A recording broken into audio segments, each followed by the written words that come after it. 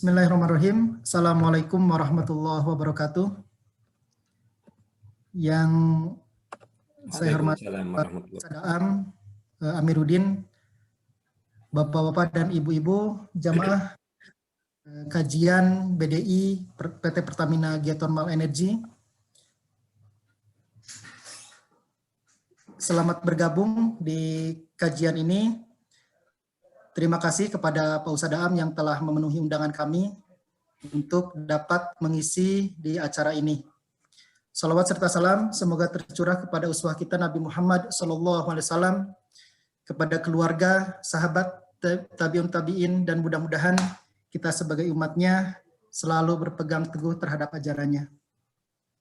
Hadirin Bapak-bapak, Ibu-ibu, jamaah kajian bulanan BDI PGE. Adapun acara yang akan kita lalui pada kajian kali ini, yang pertama pembukaan, yang kedua nanti tausiah langsung yang akan disampaikan oleh Al-Ustadz Dr. Am Amiruddin dengan tema menunda kebaikan atau taswif. Selanjutnya ada sesi tanya jawab, silakan Bapak Ibu bisa bertanya langsung atau lewat chatbox bisa di link ini. Dan yang selanjutnya doa dan tutup. Diharapkan nanti kegiatan ini bisa selesai di pukul 13.30 WIB ataupun di 14.30 WIB. Baik Bapak dan Ibu, untuk mengefektifkan waktu kepada Al-Ustadz Amiruddin, kami persilakan untuk menyampaikan tausiahnya. Ya, Assalamualaikum warahmatullahi wabarakatuh. Bismillahirrahmanirrahim. Alhamdulillahirabbil alamin. La ilaha illallah wahdahu la syarikalah, lahul mulku wa lahul hamdu wa huwa ala kulli syai'in qadir. Asyhadu an la ilaha illallah wa asyhadu anna Muhammadan abduhu wa rasuluh.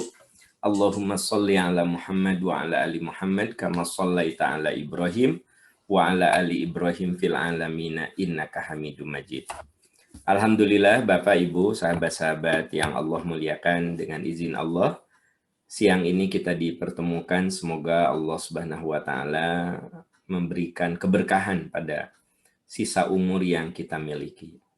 Hari ini kita bicara tentang taswif atau menunda kebaikan. Ada beberapa catatan yang mungkin untuk bahan diskusi kita pada siang ini. Bapak Ibu, sahabat-sahabat tercinta, manusia itu makhluk yang terikat oleh waktu. Sangat-sangat dipengaruhi oleh di mana posisi waktu kita berada. Kita kalau bicara tentang waktu, ya, maka manusia itu akan ditandai dengan adanya umur. Kalau bicara umur, bicara waktu. Nah, ada yang disebut dengan umur biologis. Jadi kenapa kita tidak boleh menunda kebaikan?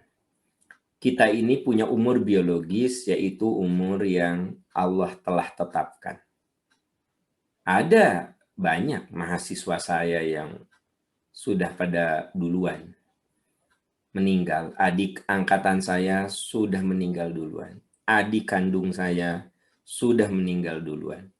Jadi ternyata umur biologis ini umur yang 100% hak prerogatif Allah Subhanahu wa taala. Wa la yu'akhirullahu nafsan idza jaa ajaluha. Bila ajal seseorang tiba, tak ada seorang pun yang bisa menangguhkan. Nah, ini umur biologis. Umur yang nggak bisa ditawar-tawar lagi, hak prerogatif Allah Subhanahu wa taala. Yang kedua, umur kronologis. Umur yang menggambarkan kualitas dan prestasi, kualitas kesehatan dan prestasi. Nah, umur kronologis ini ada kaitan dengan usaha kita.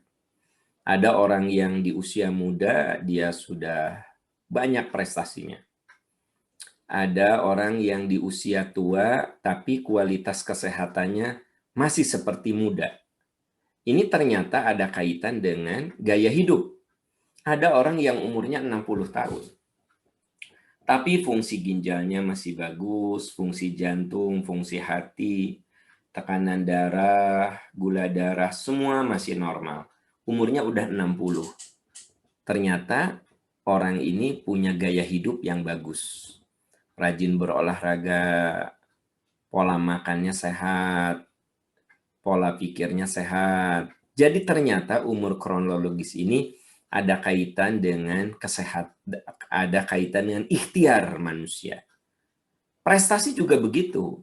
Ada orang yang kuliahnya 5 tahun, ya. Ada yang kuliahnya 4 tahun. Sama-sama masuknya, jurusannya sama. Kalau yang satu mah berleha-leha, kalau yang satu dia berusaha sungguh-sungguh belajar untuk menyelesaikan kuliahnya. Nah, ini umur kronologis. Jadi umur kronologis itu wilayah kita, saudara-saudara sekalian. Wilayah manusia. Kalau umur biologis itu wilayah Allah. Nah, kita tidak tahu umur biologis kita berapa, tapi kita ada di wilayah umur kronologis. Bagaimana kita berjuang untuk sehat dan berprestasi. Nah, yang ketiga, umur amal soleh. Umur yang diisi dengan berbagai khidmat dan kesolehan. 60 menit yang dimiliki si A dengan si B sama saja. Kalau si A, dia gunakan untuk nonton drama Korea. Si A, dia gunakan waktu kosongnya sekedar main game yang tiada guna. Kalau yang satu lagi, 1 jam dia gunakan untuk menghafal beberapa ayat Al-Quran. Dua-duanya sama punya waktu 60 menit. Tapi yang satu diisi dengan hura-hura, yang satu diisi dengan amal soleh. Nah, ini umur amal soleh pun ada kaitan dengan ikhtiar kita.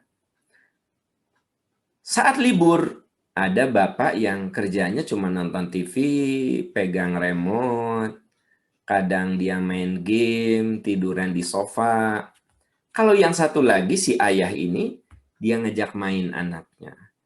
Dia jadikan waktu liburnya itu waktu yang terbaik untuk membangun kedekatan dengan anak. Sama, 2 jam.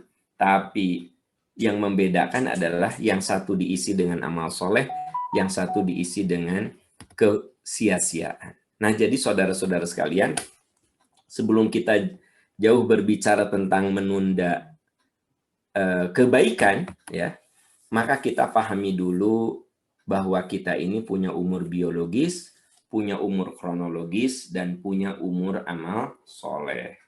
Jangan lupa, umur biologis itu wilayah Allah.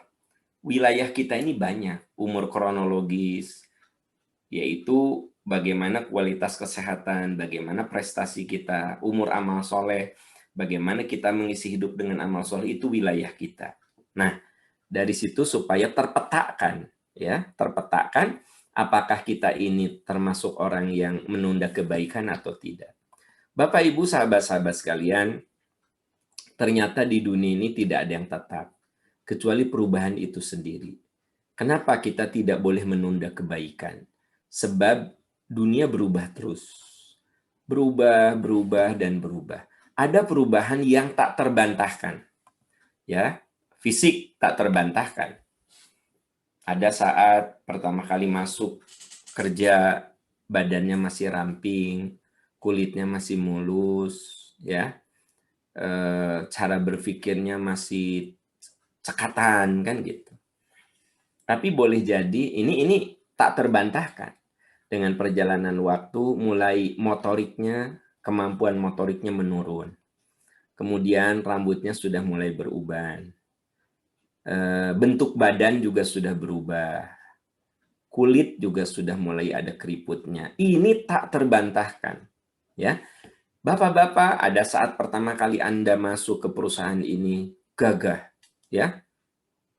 Tegap. Six pack. Nah, tapi nanti dengan perjalanan waktu dan ini tak terbantahkan, mungkin mulai ada uban, mulai metabolisme kita menurun, sehingga bentuk badan kita sudah mulai nggak jelas. Nah, ini saudara-saudara, perubahan yang tak terbantahkan. Tapi ada perubahan yang bisa kita lawan, tanda petik lawan, kita antisipasi, yaitu perubahan zaman. Nah, Dalam dunia bisnis, dalam dunia teknologi, dalam dunia keilmuan, kita wajib melawan atau paling tidak menjadi trendsetter untuk perubahan. Saya ambil contoh di sini. Saya yakin di antara Anda ada yang pernah punya HP seperti ini. HP seperti ini di antara Anda ada yang ngalamin, tapi adik-adik kita yang baru masuk kayaknya nggak ngalamin HP ini. HP seperti ini ada di laci saya. Tiba-tiba anak saya bilang, "Papa, ini remote apa?" Jadi dia nanya, ini teh remote. Padahal ini adalah HP sejuta umat yang saat pada zaman kejayaannya, semua orang punya HP seperti ini. Tapi kan ini mati, saudara-saudara. Sekarang mati. Tergantikan oleh yang bisa mengantisipasi zaman. Jadi, hati-hati dalam hidup ini, ada bagian yang memang tak terbantahkan. Kita akan mengalami growing old. Kita akan menua. Tapi jangan salah, dalam dunia bisnis, dalam dunia teknologi, dalam dunia keilmuan, kita justru kudu berada satu langkah. Minimal pemikiran kita satu langkah sebelum itu perubahan. Jadi perubahan akan terus ada, tapi pikiran kita kudu selangkah lebih maju. Nah, kebayang nggak sama Anda kalau kita ini menjadi orang yang suka menangguhkan kebaikan? Pasti tertinggal, saudara-saudara sekalian. Karena ditangguhkan gitu. Ya. Jadi dengan demikian, kita ini hidup dan khidmat itu harus bertumbuh. Harus bertumbuh sesuai dengan berkurangnya umur kita. Hidup dan khidmat, saya suka bedakan antara hidup dan khidmat ya. Kalau hidup itu kan umur yang Allah berikan kepada kita. Kalau khidmat itu bagaimana kita mengisi umur. Makanya saya suka sebut hidup dan khidmat. Itu tumbuh, maksudnya gini. Umur kita ini tumbuh, growing old, kita menua. Tapi khidmat kita kudu semakin berkualitas. Kedekatan kita dengan Allah semakin berkualitas, profesionalisme kita semakin bagus, kedisiplinan kita, komitmen kita semakin meningkat. Nah, ini baru disebut dengan berkah. Jadi berkah itu bertumbuh dalam kebaikan. Bapak, Ibu, sahabat-sahabat sekalian, tolong diingat logika-logika yang sudah saya tadi sampaikan. Saya lagi menjelaskan mengapa kita tidak boleh menunda. Karena kita akan tergerus oleh zaman. Kita ini terikat oleh waktu. Nah, bagaimana kita bisa selalu bertumbuh sesuai dengan berkurangnya jatah umur kita. Tapi ada kan orang yang tidak bertumbuh, berleha-leha, tenang-tenang, merasa nyaman dengan keadaan, terus tidak merasa ada tantangan. Ya, kenapa begitu?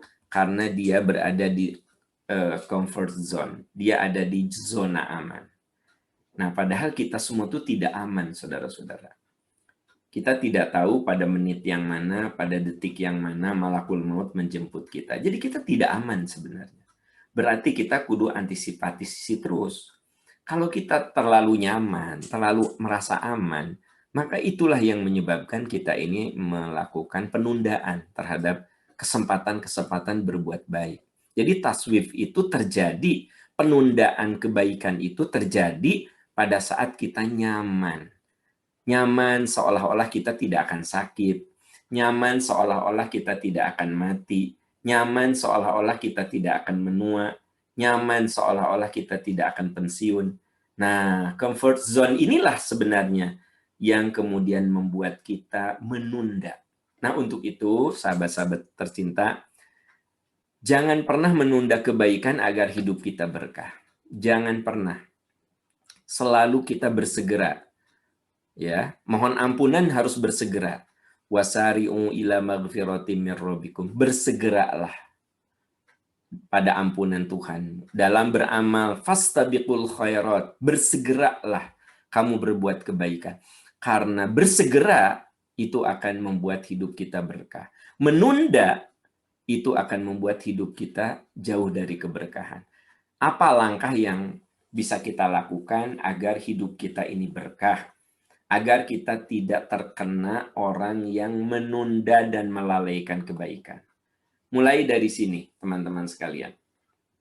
Wa ma umiru illa liya'budullaha mukhlishina lahuddina hunafa wa yuqimus salata wa yu'tuz zakata wa dzalika dinul qayyimah. Mulai dari sini ya. Mereka hanya diperintah menyembah Allah dengan ikhlas semata-mata karena menjalankan agama. Jadi kalau kita ini termasuk orang yang selalu berkeyakinan semata-mata saya menjalankan agama, maka ketika ada pekerjaan, ada suatu kesempatan berbuat baik, kita tidak pernah menundanya. Kenapa? Semata-mata menjalankan agama. Di ujung ayat itu ada kalimat yang sangat indah, dzalika dinul qayyimah. Itulah agama lurus. Jadi agama lurus itu yang mana? Semata-mata kita beribadah kepada Allah. Bapak Ibu disiplin semata-mata karena menjalankan agama. Bapak Ibu bekerja keras mewujudkan target-target perusahaan semata-mata menjalankan agama. Bapak Ibu kalau selesai bekerja segera pulang ke rumah karena semata-mata menjalankan agama, ingin berkumpul dengan keluarga. Jadi ketika kita di kantor kita total bekerja karena semata-mata untuk menjalankan agama. Begitu di rumah pun kita total dengan keluarga semata-mata karena menjalankan agama. Dzalika dinul qayyimah. Ini yang dijelaskan di Al-Bayyinah ayat 5. Itulah agama yang lurus. Jadi saudara-saudaraku sekalian, mulai semua dari sini. Yang kedua, tolong diingat ya, hidup itu fluktuatif. Jadi kalau kita sedang sehat, sangat mungkin besok lusa kita sakit. Kalau kita sedang punya penghasilan bagus, besok lusa boleh jadi penghasilan kita menurun. Kalau perusahaan kita lagi naik, jangan lupa, kan tidak sedikit perusahaan juga yang menurun. Jadi saudara-saudaraku tercinta, sadari hidup itu fluktuatif. Fa'ammal insanu idza mabtalahu rabbuhu fa'akramahu wa na'amahu fayaqulu rabbi akraman. Manusia itu bila Tuhan mengujinya dengan memuliakan, ia katakan Tuhan memberikan kesenangan kepada saya. Jadi begini, manusia itu kalau lagi dapat kenikmatan suka lupa diri. Itu sifat manusia. Kalau kita lagi sehat, lupa. Kalau boleh jadi satu saat kita sakit. Kalau kita lagi kaya, penghasilan bagus, kita lupa bahwa satu saat penghasilan kita akan menurun. Bapak Ibu, sebetah apapun Anda bekerja di perusahaan ini, pasti Anda akan mengalami pensiun. Maka fahami, sadari, hidup itu fluktuatif. Wa amma idza mabtalahu faqadara alaihi rizquh fayaqulu rabbi ahanan. Nah, manusia mah kalau Tuhan membatasi dengan rezeki, membatasi rezekinya, ya, diujinya dengan penderitaan, dia bilang Tuhan telah menghinakan saya. Jadi ada orang yang ada di dua ekstrim. Kalau dapat nikmat, dia bilang ini kan karena kehebatan saya. Kalau lagi penderitaan, Tuhan kan menghinakan saya, alias putus asa. Nah, Bapak Ibu, mari kita selalu menyegerakan kesempatan berbuat baik. Karena kita tidak tahu, roda sekarang ada di atas. Tapi dengan perjalanan waktu, kita ada di samping, bahkan di bawah. Watilkal ayyamu nudawiluha bainan nas. Roda kehidupan itu kami putar antar manusia. Jadi, kenapa kita tidak boleh menangguhkan perbuatan baik? Karena boleh jadi sekarang kita ada di atas, besok ada di bawah. Kalau kita lagi di bawah, tidak perlu putus asa, mungkin roda itu akan berputar dan kita ada di atas. Ini ayat penting untuk kita sadari betul bahwa tidak boleh menunda kebaikan. Jalani hidup dengan ikhlas, sadari hidup itu fluktuatif, dan jangan menunda kesempatan. Nah, kalau kita sadar poin yang kedua tadi kan apa? Hidup itu fluktuatif.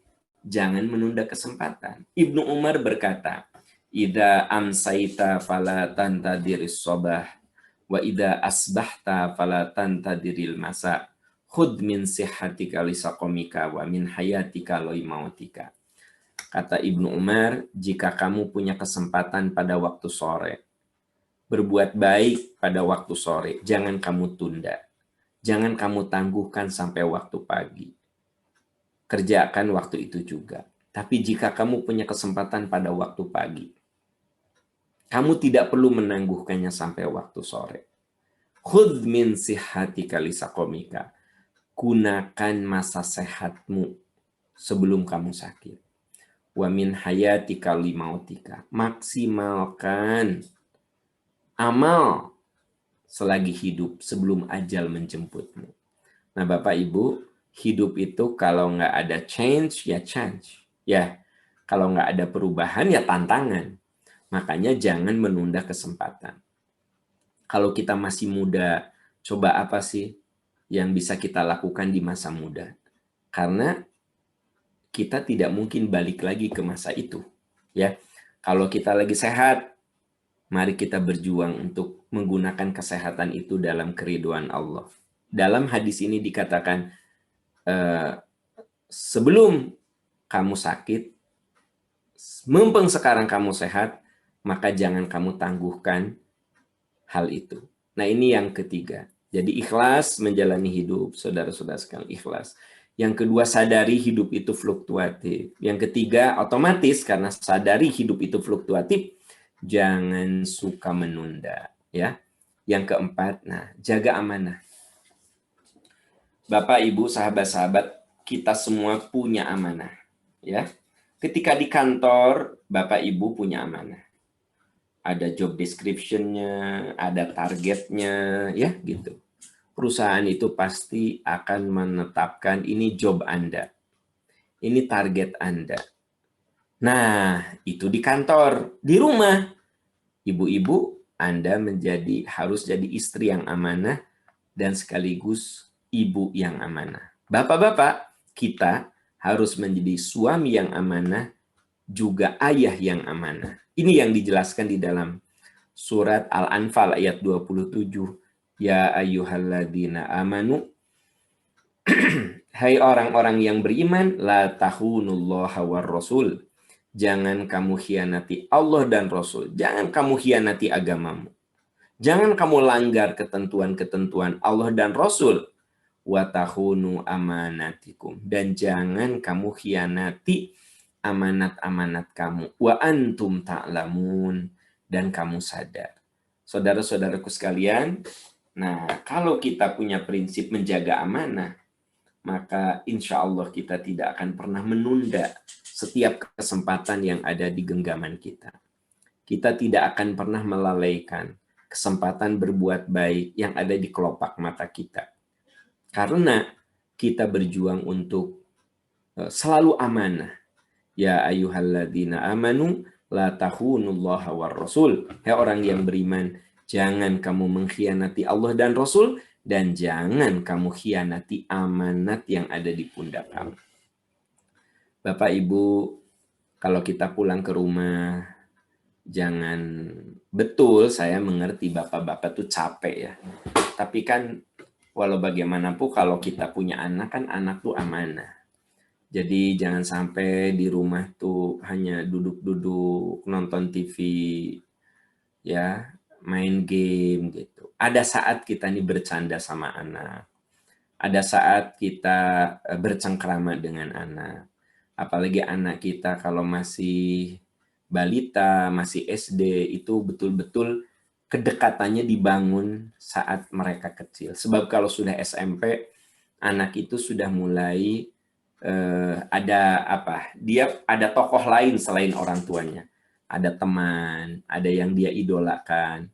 Nah, yang bahaya ketika anak-anak itu mulai ada idola lain, mulai ada teman, nah eksistensi kita rapuh di hati mereka.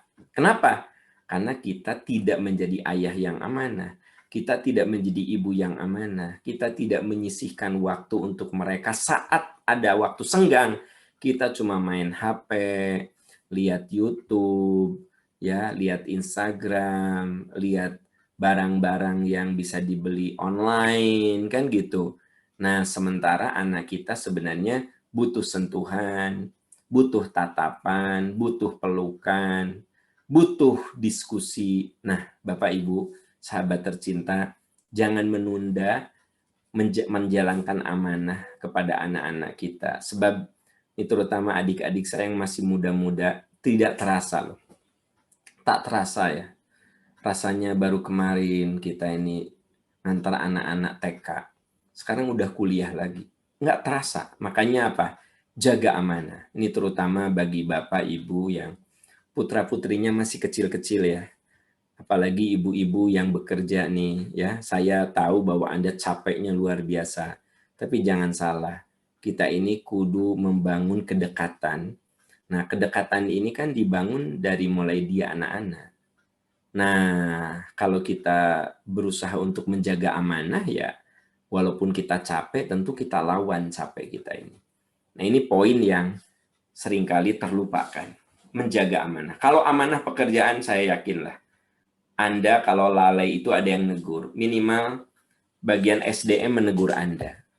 Jadi kalau saya ngajar di kampus nggak benar, minimal dekan manggil saya gitu, ya, lembaga. Kalau teman-teman bekerja tidak optimal dan maksimal, minimal orang HRD akan memanggil dan mengingatkan Anda. Tapi kalau kita tidak menjadi ayah yang amanah, tidak menjadi ibu yang amanah, siapa yang mengingatkan kita? Yang mengingatkan kita hanyalah penyesalan. Biasanya begitu. Pas anak-anak udah bermasalah, udah pada gede, bermasalah, baru nyesel bahwa kita ini kurang perhatian, ya. Nah, ini poin yang sengaja saya dedikasikan pada adik-adik saya yang masih muda-muda, ya. Pak Ujang itu masih muda, saya yakin teman-teman banyak yang muda-muda, anaknya masih kecil-kecil. Jangan menunda kebaikan. Kita bicara jangan menunda kebaikan itu bukan hanya urusan kantor, terutama juga dalam urusan di rumah kita, ya. Jaga amanah. Amanah sebagai ayah, ayah yang amanah, ibu yang amanah. Kalau kita jadi guru yang amanah, karyawan yang amanah, ya ayyuhalladzina la tahunullaha wa rasul. Jangan kamu mengkhianati Allah dan Rasul, wa tahunu amanatikum wa antum ta'lamun, dan jangan kamu khianati apa yang dipercayakan kepadamu dan kamu sadar. Al-Anfal ayat 27. Nah, yang kelima, kita ini harus total, teman-teman sekalian. Jadi yang diperlukan dalam hidup itu totalitas. All out, I do my best. Itu harus tertanam dalam diri kita. Ini dijelaskan dalam surat Al-Mulk ayat 2. Alladzi khalaqal mauta wal hayata liyabluwakum ayyukum ahsanu amala wa huwal azizul ghafur. Allah yang menciptakan hidup dan mati untuk bahan ujian untukmu. Siapa di antaramu yang paling baik amalnya? Jadi kita ini kudu total, selalu always the best, selalu lakukan yang terbaik. Kenapa? Karena manusia itu dituntut untuk totalitas dalam segala hal. Ketika kita bekerja, kita total. Ahsanu amala. Ya. Ketika kita jadi ayah, ahsanu amala. Jadi ibu, ahsanu amala. Jadi warga negara, ahsanu amala. Alladzi khalaqal mauta wal hayata liyabluwakum ayyukum ahsanu amala wa huwal azizul ghafur. Allah yang menciptakan mati dan hidup untuk mengujimu. Siapa di antaramu yang paling baik amalnya? Total, teman-teman sekalian, ya. Kalau orang total, selalu totalitas gitu, insya Allah dia tidak akan menunda kebaikan. Ternyata bukan hanya totalitas, tuntas dan loyal. Coba perhatikan. Fa'idha farogta, bila kamu selesai. Tuh. Jadi kalau pekerjaan itu kudu selesai. Kalau kita punya target itu kudu selesai. Jadi biasakan dalam hidup ini tuntas, bukan hanya tuntas, loyal. Fa'idha farogta fansob, bila kamu telah selesai mengerjakan suatu urusan, fansob, maka tetaplah bekerja keras untuk urusan berikutnya, wa ila rabbika farghab, dan kepada Tuhanmu kamu harus berharap. Saudara-saudara sekalian, ini poin yang keenam, bagaimana caranya supaya kita tidak melalaikan, menunda kebaikan. Kalau kita tidak menunda kebaikan, kita akan tuntas. Jadi selalu ingin sesuai yang dijadwalkan. Kalau 10 hari ya 10 hari. Kalau 5 hari ya 5 hari. Kalau 2 hari ya 2 hari. Jadi selalu tuntas. Dia tidak nyaman kalau pekerjaannya belum tuntas. Nah, seringkali saudara-saudara sekalian, dengan menunda kebaikan itu pekerjaan kita tidak tuntas.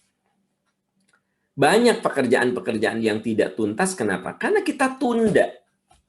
Maka jangan pernah menunda kebaikan, tuntaskan dan loyal. Fa'idha farugta fansob wa ila rabbika farghab.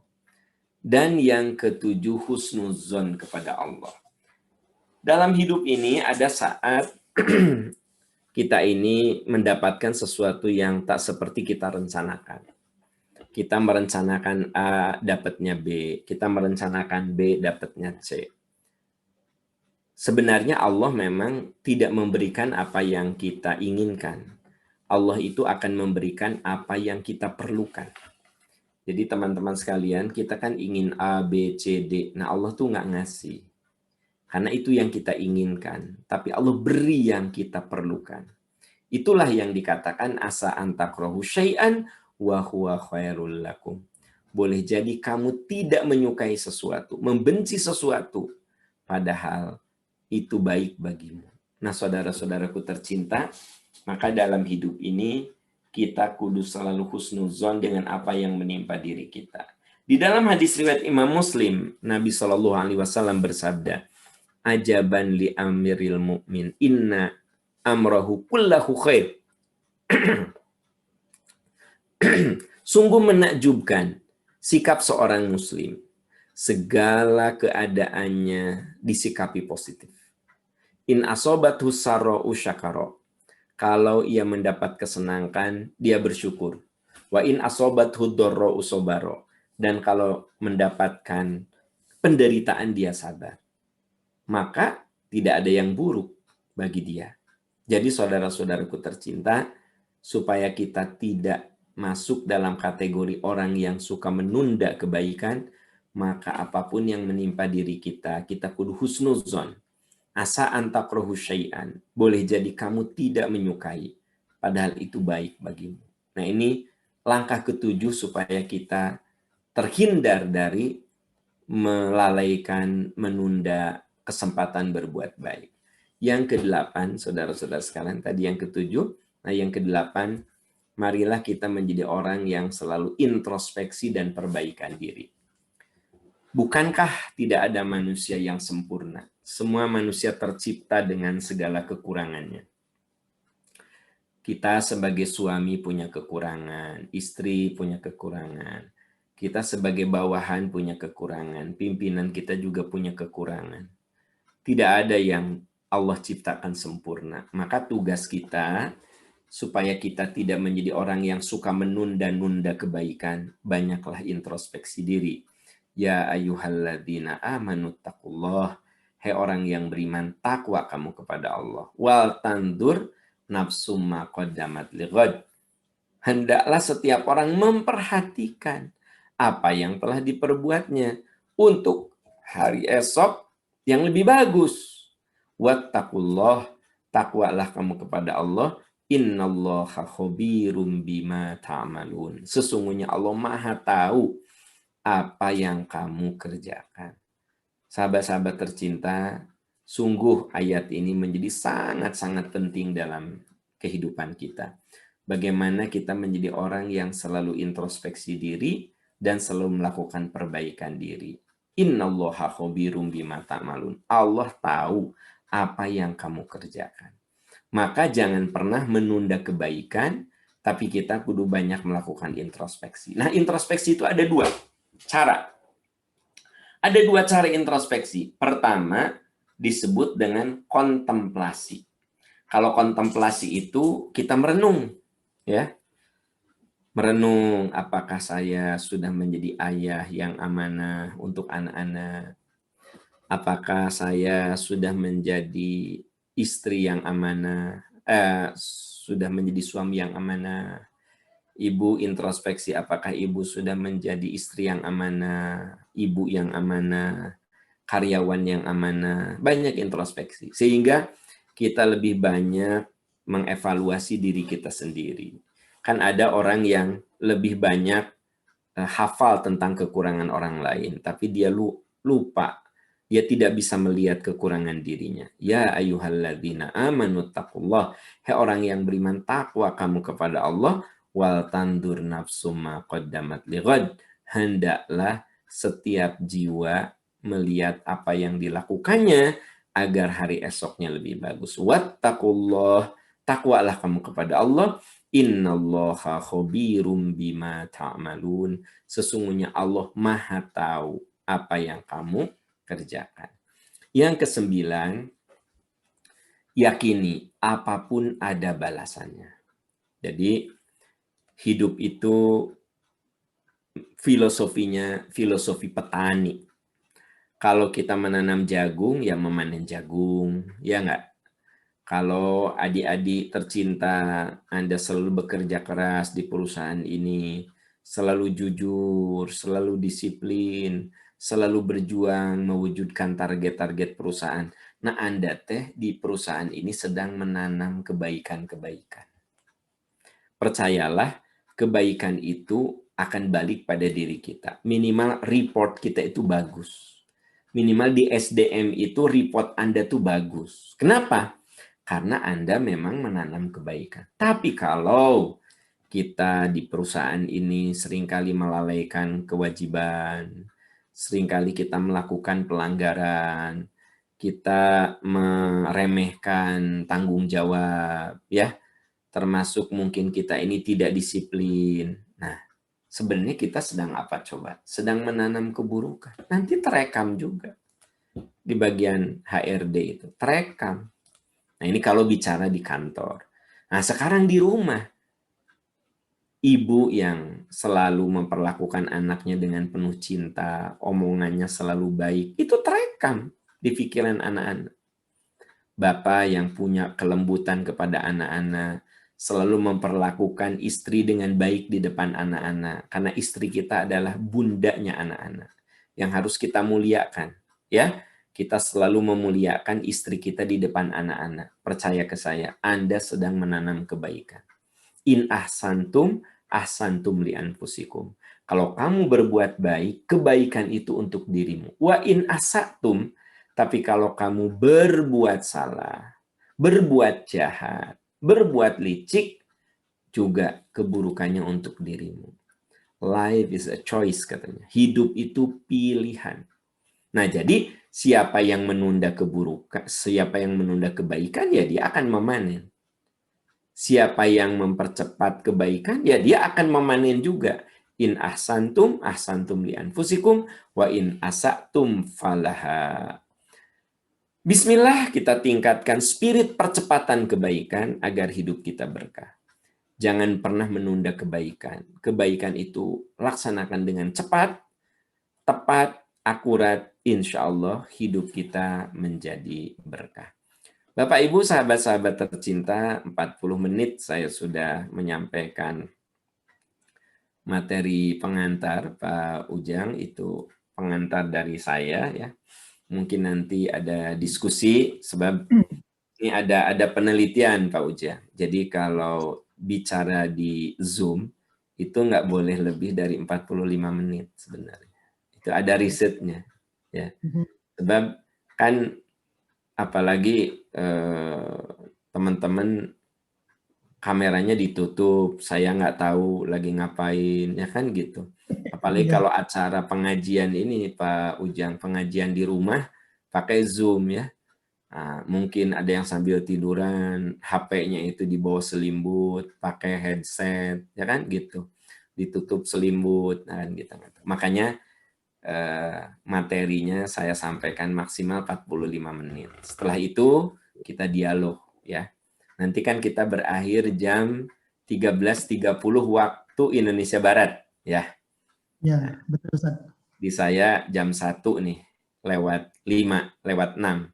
Kalau di situ jam 2 lewat 6 ya. Ya, sama Ustaz, persis 1 jam sama. 1 Waktunya. jam, ya. Mangga Pak, mau langsung ya suaranya keluar atau mau lihat di chat juga boleh. Ini Ustaz, alhamdulillah sebagai informasi kajian Ya. ini diikuti 67 jamaah, alhamdulillah. Ada bapak-bapak, ibu-ibunya juga ada Ustaz. Jadi ini ada Ya, istri, alhamdulillah. ada pekerja juga gitu. Jadi, Ini rata-rata usia berapa Pak? Maksudnya usia muda ya, usia di bawah 40 ya? semangatnya usia 40 Ustaz. Tapi insya Allah ini di bawah 50-an, kebanyakan sih rata-rata di bawah 50, 40, seperti Ya, itu. ya, Mungkin ya. yang 20, 30 juga ada. Seperti Ya, 30. maksud saya ini relatif usia yang ini ya, Produktif ya Ustaz. produktif. Ya, ya, ya. Ya baik Ustaz, ini ada di chat ini ada dua pertanyaan untuk sementara. Saya bacakan Ustaz ya. Boleh. Yang pertama dari Pak Mas Bucin. Pertanyaannya, banyak jamaah saat ini berlomba-lomba ingin berbuat baik, namun ada juga yang menunda kebaikan karena kegiatan tersebut menurutnya bisa dianggap akan berdampak negatif. Yang ingin ditanyakan Pak Ustadz, bagaimana cara kita meyakinkan bahwa perbuatan itu digolongkan perbuatan yang baik di dalam kebaikan, bukan perbuatan baik tapi tidak dalam kebaikan. Demikian. Gimana ya maksudnya ya? Mungkin Ustadz bisa. Ya, ya saya bisa mengerti. Jadi ada orang yang diajak baik tapi dianggap itu teh bisa dinilai buruk gitu. Ya. Oh iya ya. Jadi ada kan misalnya kegiatan sosial dianggap bisa itu teh mungkin yang saya tangkap ya itu bisa dianggap mengurangi kinerja gitu ya, atau diajak ngaji itu takut dianggap melanggar jam kerja gitu. Nah, mungkin yang saya tangkap begitu ya. Begini sahabat-sahabat sekalian ya. Pertama, orang beriman itu harus berkomitmen pada amanahnya. Mulai dari situ. Tadi sudah disinggung. Watahunu amanatikum. Jangan kamu khianati amanat kamu. Jadi teman-teman, ketika Anda jadi karyawan, maka Anda kudu berkomitmen sebagai karyawan. Pasti di situ ada kewajiban-kewajiban. Itu nomor 1. Ya, nomor 1 itu. Karena manusia itu terikat oleh hukum di mana dia berada. Kan gitu. Nah, yang dimaksud terikat oleh hukum di mana dia berada, contoh nih, saya sekarang kenapa bisa menyanggupi teman-teman sekalian? Kan saya dosen. Komitmen saya sebagai dosen. Andai teman-teman minta hari ini pas saya harus nguji mahasiswa, pasti saya tolak. Nggak bisa. Gitu. Kenapa? Sebab komitmen nomor 1 saya adalah dosen. Maka seluruh kegiatan saya setelah saya melaksanakan yang wajib-wajib. Begitu. Nah, ini contoh yang konkretnya gini Pak Ujang. Ada orang yang dia datang ke kantor, pekerjaan numpuk, malah dia sholat duha. Nah, coba salah nggak tuh? Jadi gini, misalnya nih ya, saya nggak tahu yang dikerjakan teman-teman. Ini ada kejadian di perusahaan lain, dia bagian customer service.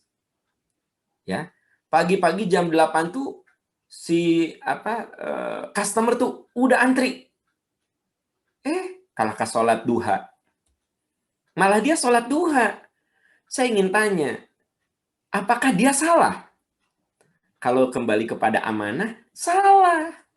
Tapi kan itu ibadah. Iya ibadah, tapi sholat duha itu sunnah. Melaksanakan kewajiban pekerjaan itu wajib. Yaitu apa? Kewajiban dia sebagai karyawan di bagian customer service. Langsung berhadapan dengan customer. Itu wajib. Sementara sholat duha itu sunnah. Nah, ini malah dia sholat duha. Dipanggil sama pimpinannya. Saya minta coba, kamu nggak lihat tuh, customer udah antri begitu. 3 orang nggak cukup. Kamu kalah ke sholat duha. Jawabnya apa? Bapak melarang saya ibadah? Gitu. Bapak melarang saya ibadah. Saya ibadah. Nah, ini yang saya katakan, teman-teman dalam bekerja itu tetap kita menjaga amanah. Nah, yang lain itu menjadi sunnah, sholat duha menjadi sunnah, gitu. Ya, saum Senin Kamis kan sunnah, gitu. Jadi kalau di kantor misalnya ada program Kamis itu, nah misalnya Kamis itu ada perlombaan yang butuh tenaga, teman-teman ya tidak harus saum Senin Kamis. Jadi jangan gini, kenapa kamu nggak ikutan? Saya lagi puasa, Pak. Nah, sebenarnya tidak perlu juga. Kenapa? Kan ada yang wajib, ada yang sunnah. Nah, jadi teman-teman sekalian, sebenarnya tidak akan membingungkan ketika kita tahu mana skala prioritas. Ya, skala prioritas. Itu yang saya tangkap ya, Pak Ujang. Nggak tahu kalau ada maksud dari pertanyaan itu gitu loh. Tapi yang saya tangkap begitu. Ya, baik Ustadz, terima kasih atas jawabannya. Selanjutnya yang kedua ada pertanyaan dari Pak Nanda ini. Assalamualaikum Ustadz. Semoga Waalaikumsalam. keluarga selalu dalam kondisi sehat. Saya ingin bertanya bagaimana kiat segera bangkit ketika jiwa dalam kondisi futur. Artinya memang ini kondisi lagi ya mungkin banyak dialami gitu ya Ustadz. Ya, futur, lemah semangat, tiba-tiba hati gersang, ya gitu. Itu dialami oleh semua orang. Siapapun mengalami itu. Ada masa futur, ada masa di mana jiwa kita ini seperti sampai titik tidak kurang respon lagi dengan nilai-nilai kebaikan. Dan dialami oleh semua orang. Al-imanu yazid wa yanqusu. Iman itu naik turun. Nah, ada saat kita futur, iman kita turun. Nah, bagaimana caranya? Sahabat-sahabat sekalian, kalau Anda lihat surat Ibrahim ayat 24-25, di situ ada ilustrasi yang sangat indah sekali tentang iman. Jadi futur itu, patah semangat, jatuh semangat kita, ya, itu ada kaitan dengan iman. Nah, Anda bisa lihat teman-teman sekalian di dalam surat Ibrahim ayat 24. Di situ ada ungkapan alam taro. Tidakkah kau perhatikan? Kaifa doroballahu masalan kalimatan toyibatan. Bagaimana Allah membuat perumpamaan iman yang kokoh, kalimat toyibah itu iman yang kokoh, kasyajarotin toyibatin. Seperti iman, seperti pohon yang kokoh. Jadi iman yang kokoh itu diumpamakan seperti pohon. Asluha sabitun, akarnya menghunjam ke bumi, wafar'u hafis sama, daun dan rantingnya menjulang ke langit. Tu'ti ukulaha kullahinin, dia bisa memberikan buah setiap saat. Wa yadribullahul amsala linnas, demikianlah Allah buat perumpamaan kepada manusia. Bapak Ibu, nah saya tadi katakan futur itu ada kaitan dengan iman. Di ayat ini dikatakan iman itu seperti pohon. Jadi kalau nggak mau futur, kalau iman kita ingin berbuah terus, jadi futur itu seperti pohon yang tidak berbuah gitu. Tidak berbuah.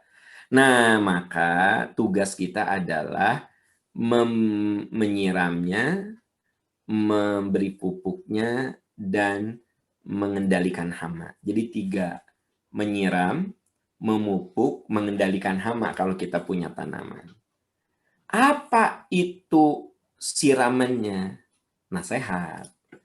Jadi kalau punya pohon disiram dengan air, itu nasihat. Anda bisa lihat dalam surat Az-Zumar ayat 18.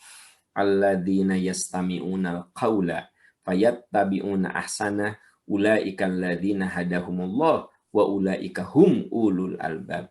Alladzina yastami'unal qaul, orang yang mendengarkan nasihat. Al-qaul, perkataan yang baik. Tapi bukan hanya mendengarkan, fayattabi'una ahsana. Lalu dia ikuti kebaikan itu. Jadi kalau tidak mau futur, sering mendengarkan nasihat. Itu seperti pohon yang disiram. Tapi disiram saja nggak cukup. Harus ada pupuk. Apa pupuknya? melatih diri dengan amal soleh. Wa may ya'tasim billah faqad hudiya ila siratim mustaqim. Istiqomah dalam amal. Jadi dipaksakan. Kita malas rawatib, paksain aja. Kita malas tahajud, paksain aja. Kita malas baca Quran, paksakan saja. Jadi amal soleh itu merupakan pupuk. Nah, yang ketiga apa? Kendalikan hamanya. Apa itu hamanya? Hama itu adalah perbuatan dosa. Anda lihat dalam surat An-Nisa ayat 31. In tajtanibu kabairomatun hauna anhu nukaffir ankum sayiatikum wa nudkhilkum mudkhalan karima. Jika kamu berjuang meninggalkan dosa-dosa besar dan dosa-dosa yang aku larang, kami akan hapus kesalahanmu dan kami akan beri surga. Jadi, futur itu terjadi. Kenapa? Karena iman kita tidak disiram dengan nasihat. Iman kita tidak dipupuk dengan amal soleh. Kemudian apa? Hama iman kita tidak dikendalikan. Maka kuncinya sering mendengarkan nasihat, melatih diri, melatih dipaksa ya. Karena manusia itu makhluk yang harus dipaksa. Dan yang ketiga adalah kita berusaha untuk menjauhkan diri dari dosa dan kesalahan. Itu memang berat, tapi itulah cara. Ada saat di mana manusia itu kudu berjuang. Nanti seperti tubuh kita. Kalau sudah sehat lagi, enak lagi. Kalau kita lagi kurang enak badan, ada gejala flu, biasanya apalagi sakit yang lebih berat lagi, ada gejala tifus, biasanya makanan tuh terasa pahit. Ya. Makanan kesukaan kita juga terasa tidak enak. Nah, tapi kita kudu memberinya obat. Jadi kalau kita mengalami futur, memang ada sesuatu yang harus dipaksakan pada diri kita. Mendengarkan nasihat, melatih diri dengan amal soleh, berjuang menjauhi perbuatan dosa. Insya Allah, futur tadi akan sembuh kembali. Dan tolong diingat, semua orang mengalami futur. Semua orang. Ya. Baik, Gitu. terima kasih. Ini ada pertanyaan yang ketiga, ataupun silakan ibu-ibu. Di sini banyak juga ibu-ibu pekerja yang mau bertanya lewat chat, silakan. Kami masih tunggu mungkin sekitar dua penanyaan lagi. Yang ketiga dari Pak Fahmi. Assalamualaikum Ustadz. Waalaikumsalam. Apakah sebaiknya kita tetap mengutamakan sholat 5 waktu di masjid? Ada yang menerapkan prokes ya, protokol kesehatan, ada juga masjid yang tidak, misalnya safnya tetap rapat, atau lebih baik berjamaah di rumah dengan keluarga. Mungkin ini dengan kondisi COVID ini ya Ustaz, karena kan banyak beberapa fatwa dan apapun himbauan-himbauan seperti itu. Nah terkait sholat ini karena ya Rasulullah kan atau agama Islam mengutamakan kita untuk berjamaah di masjid seperti itu. Bagaimana Ustaz? Ya, Bapak Ibu sahabat-sahabat tercinta, ya. Ada kondisi-kondisi di mana rumus dalam agama itu keselamatan lebih didahulukan daripada ibadah. Keselamatan, ini jangan salah loh. Karena yang namanya agama itu adalah berfungsi menjaga diri kita dari kecelakaan. Nah, saya kasih contoh. Kalau Anda lagi hamil, ibu-ibu, mana yang harus Anda dahulukan? Saum atau Anda mendahulukan janin yang ada di rahim Anda? Ya. Dokter mengatakan, oh berat badan ibu kurang, ibu. Ibu jangan puasa ya. Nah, jadi janin itu kan butuh nutrisi. Nah, kalau berat badan ibu ideal dalam kehamilan, biasanya dokter membolehkan puasa. Tapi ada saat berat badan ibu itu tidak ideal untuk orang yang hamil. Dokter tahu ini janin kurang nutrisi. Nah, ibu, Anda jangan sok biarin anak saya biar dekat dengan Allah. Itu keliru Anda. Anda kudu mengutamakan keselamatan janin. Jadi tidak perlu puasa. Jadi gimana? Bayar fidyah. Walladzina yutiqunahu fidyatun ta'amu miskin. Bayar fidyah. Kenapa? Karena kalau Anda puasa, berat badan Anda itu sangat-sangat memadorotkan janin. Ada orang yang lagi hamil dia kuat puasa karena memang berat badannya ideal, mencukupi gitu. Jadi si janin itu bisa mendapatkan nutrisi dari ibunya. Ini ibu kurang berat badannya gimana? Nah, itu yang saya katakan, keselamatan itu didahulukan. Keselamatan itu didahulukan. Nah, sekarang ini kita sedang mengalami musibah pandemi, ya. Ada beberapa dalil yang perlu digarisbawahi. Satu, dalil yang sangat-sangat terkenal di kalangan ahli usul fikih. La dororo wa la diroro.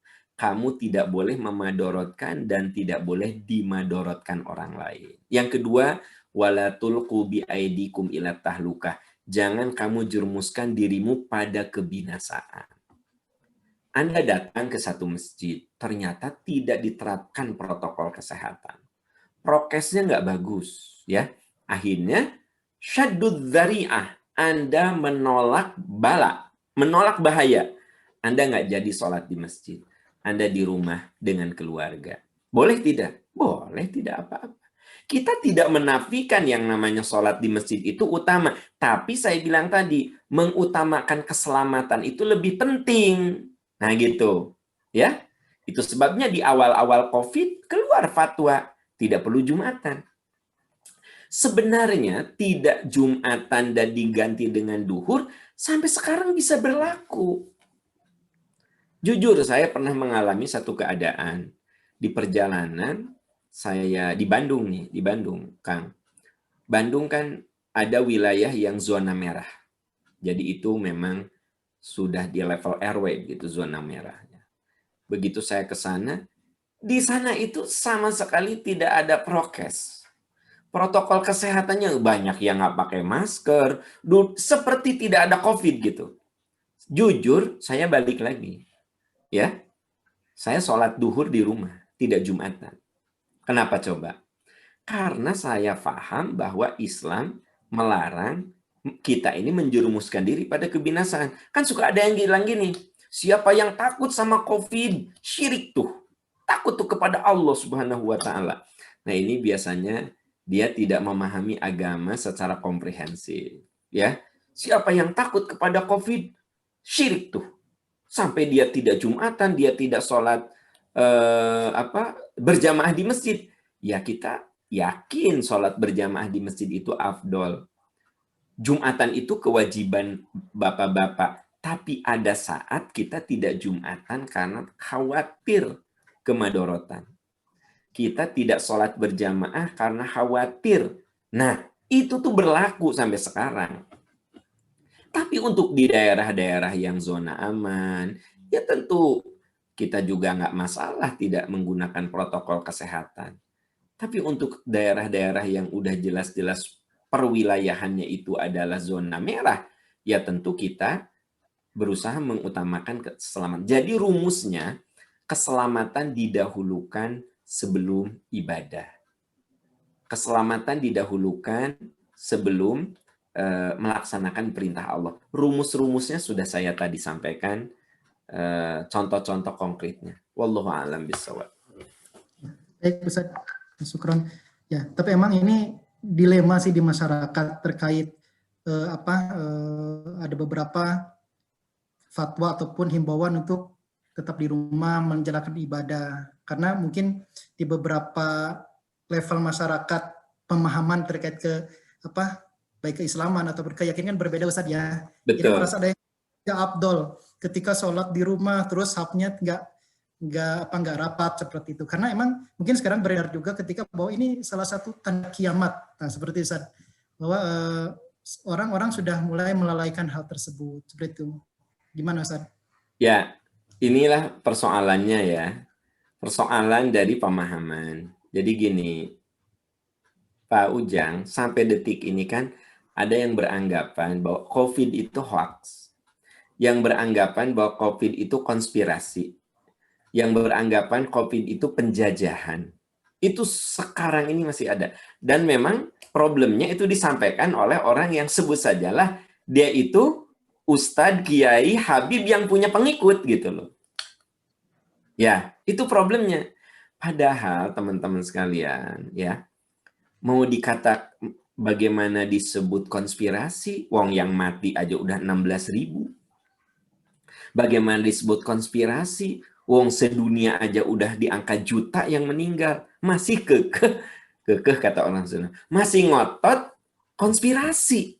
Masih ngotot itu teh rekayasa. Masih ngotot itu teh penjajahan, kan gitu. Nah, jadi kita ini, ya tugas kita lah sebenarnya. Bagaimana kita ikut membantu mensosialisasikan agar umat ini terbebas dari kemadorotan. Jadi memang saya paham. Sampai detik ini bahkan ada yang menyengaja saja. Ah, tidak perlu saya pakai masker. Itu mah penjajahan, ya, gitu. Nah, terus lagi ada yang mengatakan, kalau kita pakai masker, sholat itu nggak sah. Karena hidungnya tertahan, tertutup, kan gitu. Nah, kan hal-hal yang seperti itu memang hal yang, itulah PR kita, bagaimana kita memberikan sebuah pemahaman yang benar tentang syariat Islam. Saya tidak mengatakan bahwa kita ini kudu meninggalkan aturan syariat, kudu berpegang teguh pada aturan syariat, tetapi yang memang proporsional. Umar bin Khattab itu pernah membatalkan kunjungannya ke Syam ketika tahu bahwa di sana ada wabah. Abu Ubaidillah mengatakan, Umar, kamu lari ya dari takdir Allah. Kata Umar, ya, saya lari dari takdir Allah yang buruk, mencari takdir Allah yang baik. Nah, teman-teman sekalian, tugas kita mencari takdir Allah yang baik. Ya, gitu. Itu Pak Ujang, ya. Baik Ustadz, sangat menarik sekali apa yang disampaikan. Untuk pertanyaan kelihatan tidak ada lagi Ustadz. Apa Ya, udah 1:30. udah 1:30 ya? Baik. Ya, 2:30 gitu ya. 1:30 ya kalau di sini. Ustadz, baik, sebelum ditutup atau dengan doa nanti saya akan sampaikan poin-poin yang tadi Ustadz sampaikan, bahwa kita jangan, apa artinya, berusaha untuk tidak menunda kebaikan. Nah, dikarenakan usia kita itu tidak tahu seperti apa. Walaupun tadi Ustadz menyampaikan kita usia ada umur biologis, kronologis, ataupun umur amal soleh. Ya. Maka dengan itu, hidup itu harus dijalani dengan ikhlas, itu yang pertama. Yang kedua, hidup itu fluktuatif. Yang ketiga, jangan menunda kesempatan. Yang keempat, jaga amanah. Dan yang kelima, totalitas dalam setiap kegiatan kita. 6, tuntas dan loyal. 7, husnuzon kepada Allah. 8, introspeksi diri. Dan yang ke-9, apapun ada balasannya. Itu Ustadz ya. Ya. 9 yang tadi sampaikan Ustadz. Terima kasih atas sharing ilmunya yang sangat bermanfaat. Ini sangat terkait juga dengan kegiatan kami sehari-hari di pekerjaan ataupun di rumah, seperti itu Ustadz.